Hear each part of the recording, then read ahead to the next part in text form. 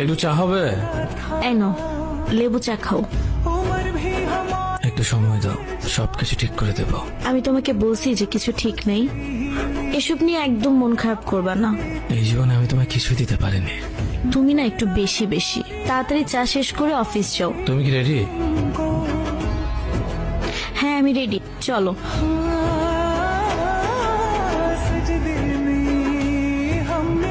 New মার্কেটের ভাড়া এখান থেকে 30 টাকা, আর আপনি 50 টাকা চাচ্ছেন। চলো যাই। আরে না না, হয়তো কেন বেশি টাকা দিব মামা, আপনি জানতো। সরি। কি হয়েছে? আমার জন্য তুমি কম্প্রোমাইজ করে শিখে গেছো, অ্যাডজাস্ট করে শিখে গেছো। জুতা ছিঁড়ে গেলে তা হাতে লাগানো শিখে গেছো, ড্রেস ফেটে গেলে তা লুকানো শিখে গেছো। আর কি কি শিখবা তুমি? আমি কিছু করতে পারছি না যেটা তুমি ডিসার্ভ করো। ছেঁড়া জুতা, ফাটা ড্রেস, এসব তোমার জন্য না। তুমি এমন কেন হয়ে যাচ্ছ দিন দিন? আগে তো তুমি আমার সাথে ঝগড়া করতে, এখন তো তাও করো না। তুমি কেন আমাকে বলো না আমি তোমার সাথে অন্যায় করছি? তোমার জীবনটা আমি নষ্ট করে দিয়েছি। যা ইচ্ছা তা বলে যাচ্ছ। আমি অ্যাডজাস্ট করি কারণ আমি তোমাকে ভালোবাসি।